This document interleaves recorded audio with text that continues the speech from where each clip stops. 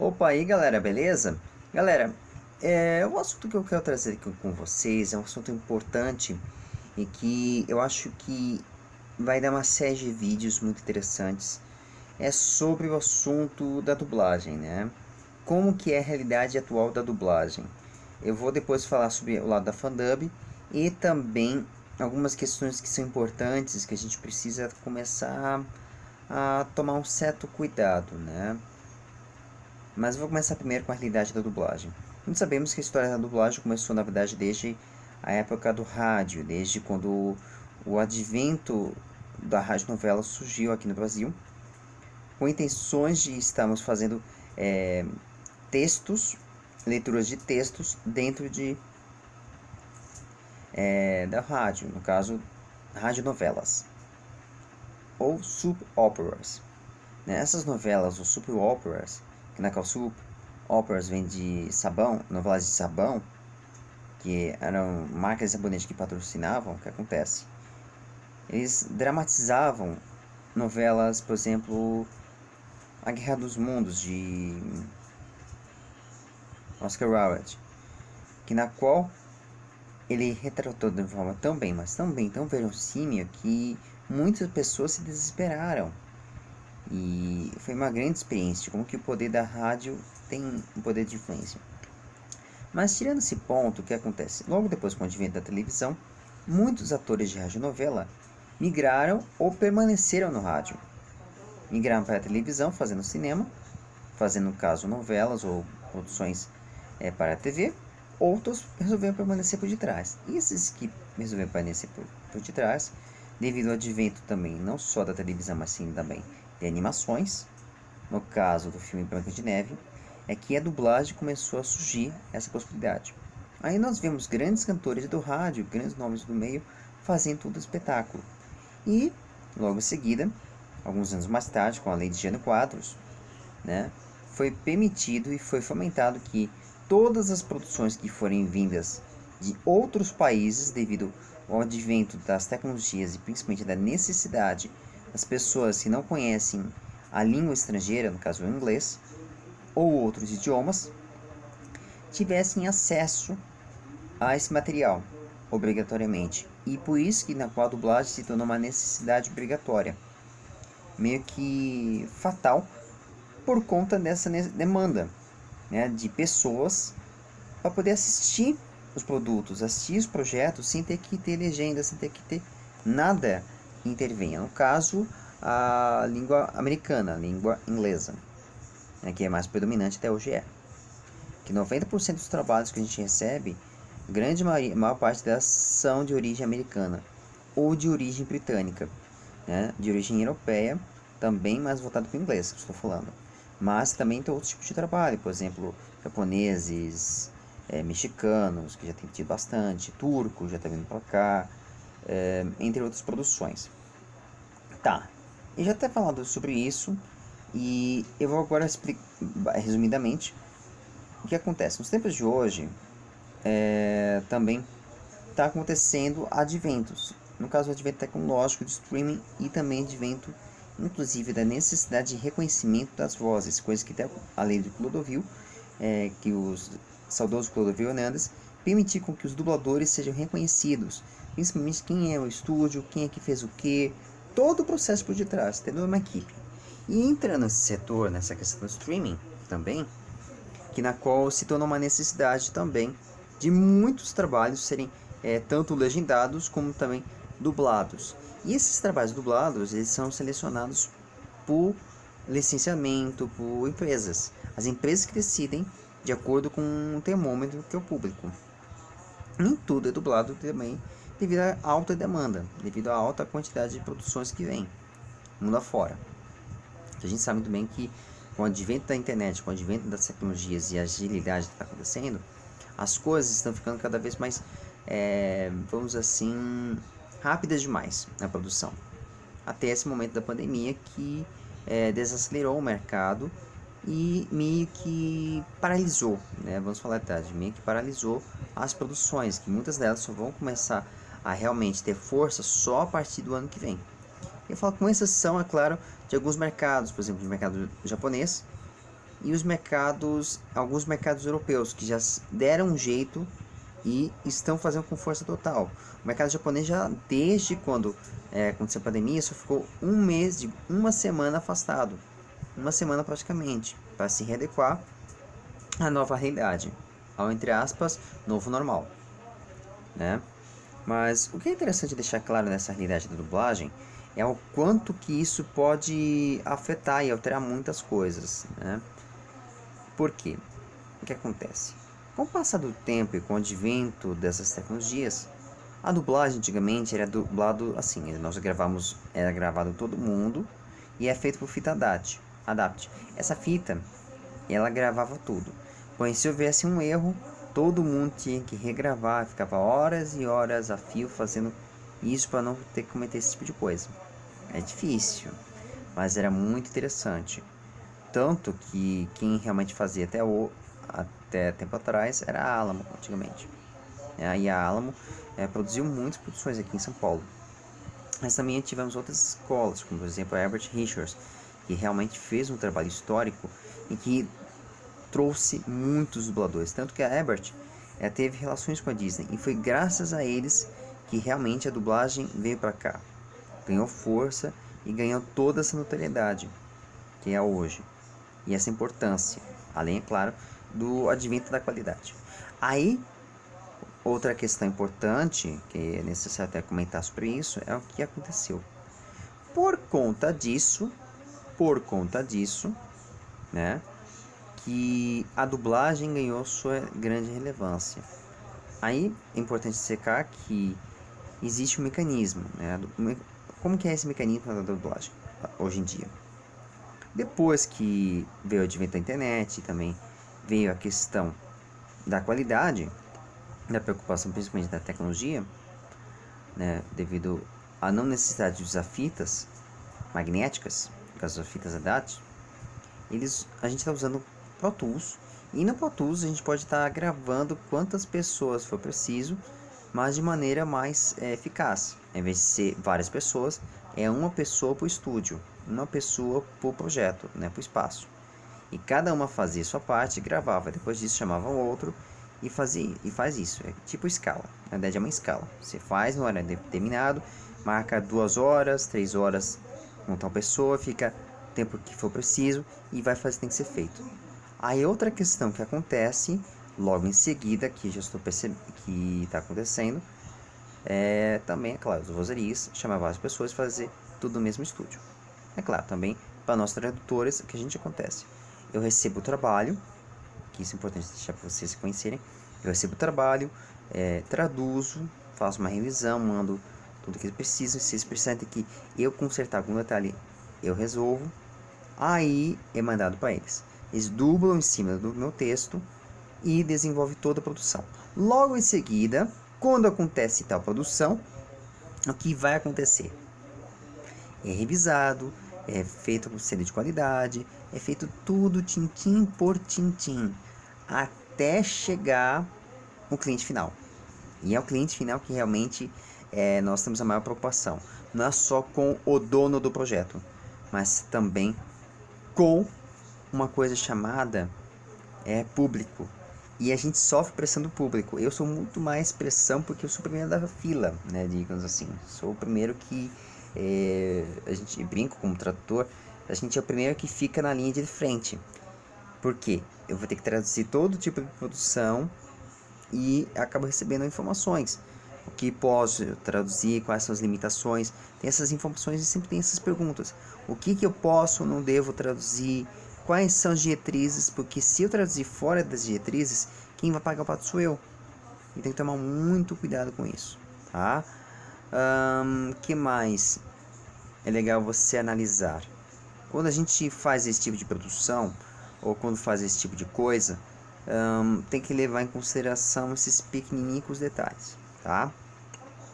Aí o que acontece? Quando acontece esse tipo de coisa, na dublagem profissional, tudo que acontece de erro tem que ser revisto e tem que ser refeito o quanto antes. A gente fala que existe uma refação antes de realmente vir para o público, vir à tona para o público. E claro, a gente pode revelar só isso. Mas isso depois, é claro, que o projeto for efetivamente lançado, divulgado, lançado e tudo mais. A gente pode até revelar quem é o que, coisa e tal. Mas antes, não. Existe contrato de confidencialidade, que eu até falei sobre esse assunto sobre antes. Mas agora, na realidade da pandemia, o que aconteceu?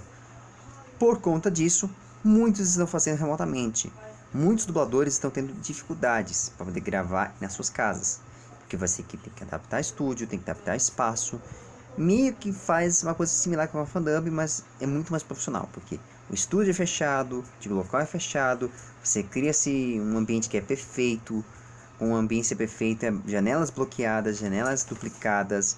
Porque para poder fazer um tratamento acústico, como eu já falo algumas vezes, é muito caro. O isolamento acústico é 10 mil vezes mais caro, porque você tem que reformar um quarto, vai custar um preço de um carro de luxo, se for parar para pensar, quase que 100 mil reais. E a dublagem é cara por conta desses fatores, porque são equipamentos que são gastos, são coisas que estão aí que são um investimento muito alto. E tem todas essas questões por detrás, né? E devido à situação da pandemia, muitos dubladores estão fazendo o quê? Estão fazendo a campanha Alô, quem fala? Que é uma campanha fundamental e eu recomendo vocês estarem procurando. Lá eles estão entrando em contato com os fãs para poder fazer conversa com vocês, estarem fazendo lives, estarem fazendo muitas coisas. E é uma iniciativa muito bacana para poder ajudá-los a ter um equipamento necessário, no caso microfones, que na qual os técnicos se desdobraram, os técnicos de som se desdobraram para poder ajudá-los e montar um home studio, a produzir um sistema de gravação permanente das casas próprias. É claro que o ideal mesmo é gravar em estúdio, porque eu já fiz em debate, quando fui entrevistado pela Kércia, que eu quero mandar um beijo para ela. A Kércia, eu falei sobre esse assunto, que há risco sim de haver invasões, e também há consequências, no caso, quando eu estava vindo um colega meu falando sobre esse assunto, a caso também da internet dá problemas. Por que eu tô falando invasões? Invasões de sistema que na qual não pode acontecer. Se houver uma divulgação de uma dublagem, uma tradução, uma imagem, seja lá o que for, eu posso ter problemas de contrato e nunca mais podem me chamar. Tô falando que é a realidade. São coisas que são absurdas, que acontecem e que até mesmo envolve coisas que são meio esquisitas, mas que a gente tem que tomar muito, repito, muito cuidado. Por isso estou falando, contrato tem que ser respeitado até a última gota de sangue. Mas voltando a esse assunto da dublagem, e esclarecendo para vocês entenderem, essa é a realidade atual. Devido à pandemia, está se vindo essa possibilidade, está se vindo essa questão, e que a gente não sabe o que vai acontecer pós-pandemia. Coisa que eu estou querendo conversar com os dubladores, conversar com os técnicos de som, para eles poderem falar sobre isso. O que pode acontecer após a pandemia, que nós não sabemos como vai ser as convenções. E detalhe, essa questão que aconteceu por conta dos dubladores estarem trabalhando durante a pandemia foi muito interessante. Porque a gente sabe, demanda de trabalho, tem empresas que na qual não querem esperar que a pandemia passe, porque a gente não sabe quando que vai vir. E tem muito trabalho que está sendo dublado. Só que é aquela dúvida, a qualidade da dublagem, se realmente vai valer a pena ou não esse projeto ser lançado do jeito que está. Porque existe a limitação de que existe diferentes microfones, diferentes espaços, diferentes configurações que são difíceis de lidar. Eu particularmente gravaria somente em estúdio, se eu fosse dublador. Mas eu não posso fazer isso.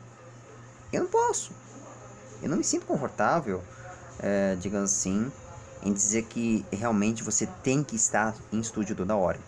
Agora, com esse advento que está vindo da internet, e nós já vimos experiências remotas, viu o caso, por exemplo, do Fábio Lucindo, que dublou Dragon Ball, foi em Portugal. Ele morava em Portugal, e quando ele falou em algumas entrevistas em alguns lugares, ele mandava o áudio dos estúdios de grava de lá, e mandava para os estúdios.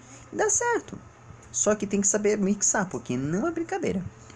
Para mixar microfones diferentes e mixar numa qualidade perfeita, é virtualmente possível, ao mesmo tempo não. É muito difícil porque existe vários fatores, qualidade, ruído, barulho, interferências externas, enfim, são coisas piconicuticas que tem que tomar muito cuidado muito cuidado com o que está sendo lidado, tá?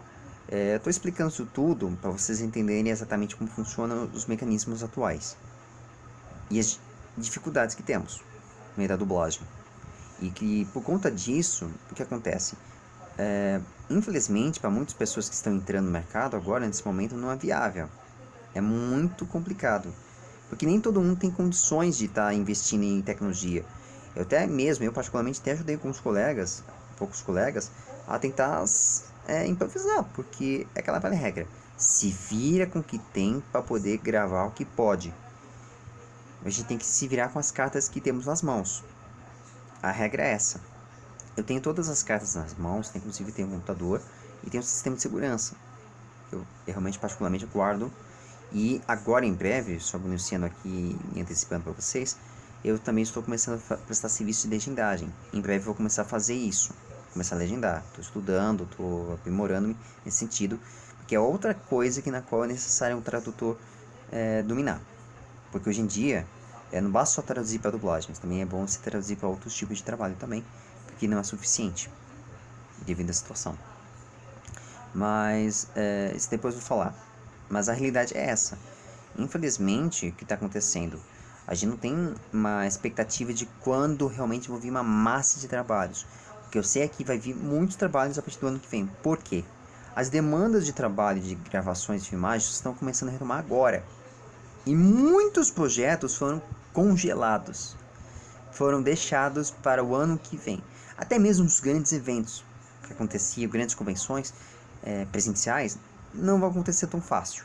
Até quando essa pandemia for terminado esse assunto. Esse assunto da pandemia já meio que caiu por terra. Porém, ela ainda continua, ela ainda persiste e todo cuidado é pouco. Querendo ou não, eu posso ter quase 30 anos, mas querendo ou não, eu não posso arriscar de dizer que todo mundo tem que voltar para a rua. Não, não é bem assim. Existem questões de idade, questões de segurança, existem várias questões aí que estão sendo estudadas, que pode ou não acontecer. E principalmente, a gente não sabe quando que vai vir novos trabalhos. E também, nós não sabemos se os estúdios vão começar a aderir totalmente ao home studio ou se vai se tornar híbrido, coisa que eu acho mais interessante e mais viável.